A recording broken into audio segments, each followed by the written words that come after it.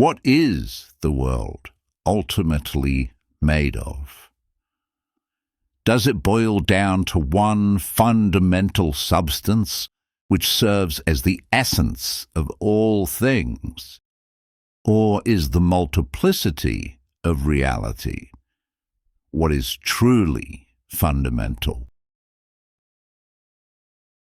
This question has hunted thinkers since the dawn of time.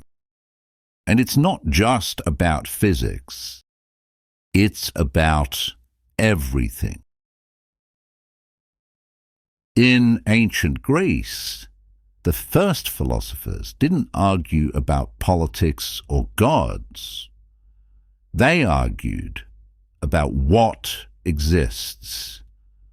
That is, what existence consists in and amounts to.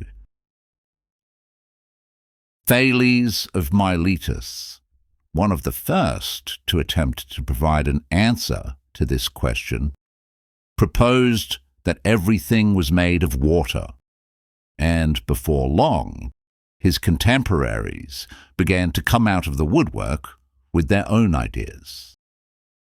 Some said it was air or fire, while others disagreed, suggesting that what was fundamental were atomos, tiny bodies, and the void. One voice stood out among the cacophony, alone asserting that existence is an invisible, eternal something. A mystical oneness hiding behind the manifold complexity. Yet, common sense seems to make quick work of this philosophical thesis, since, well, look around.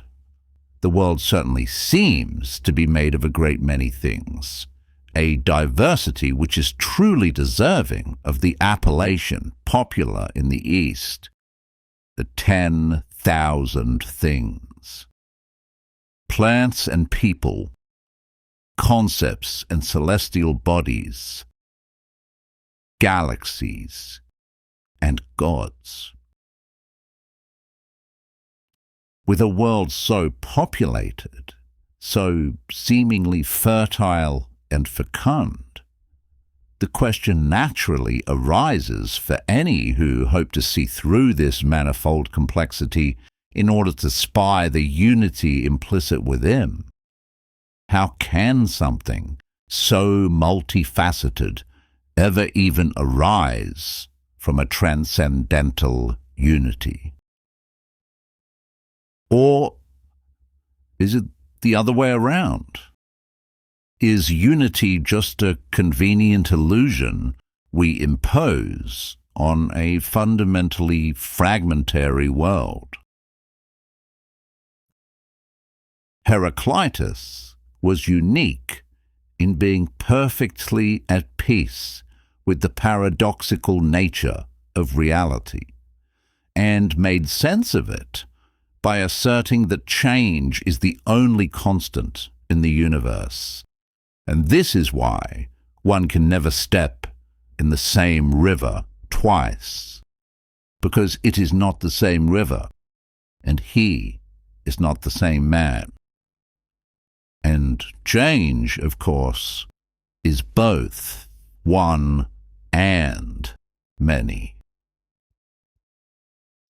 But the famous Parmenides held the opposite view, asserting that all change is ultimately an illusion, because there is only being, eternal, undivided, and ever the way it has always been. According to Parmenides, the many are mere shadows on the surface of the one. Plato was, of course, sympathetic to this view and felt that the realm of forms must be beyond change. Hence he wrote, "Time is the moving image of eternity." Back and forth and back again, these two ancient voices echo in a harmonic counterpoint, even today. And this isn't just a Greek obsession. In Vedanta, Brahman is the one behind all forms.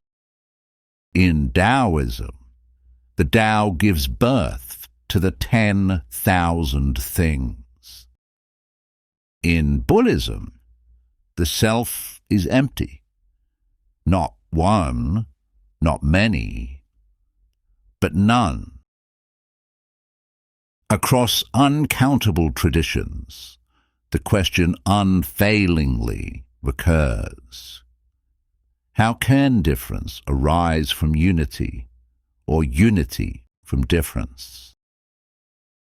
Which of these subsumes the other, and how can they have come to coexist? Zoom in now to human life.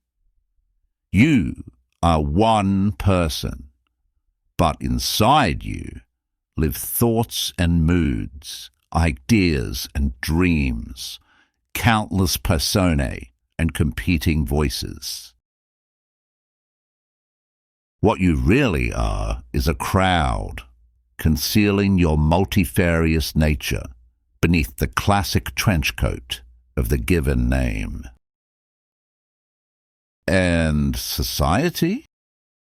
Billions of individuals, yet we feel comfortable casually conflating them when we say nation, culture, and humanity. Are we one species or many peoples? One consciousness or a mosaic of minds? Perhaps the one and the many are not really enemies at all. Maybe they are partners. After all, a forest is not a tree, but it needs trees to exist. Your identity is not your cells, but without them, you're nothing. Maybe the truth is fractal. Maybe the one is the many, and the many reveal the one. This isn't just some riddle for bored philosophers to ponder. It's a mirror into our own minds. It forces us to ask, are we fragments or parts of some deeper whole? Maybe the answer is not to choose, but to live the tension. To be both one and many.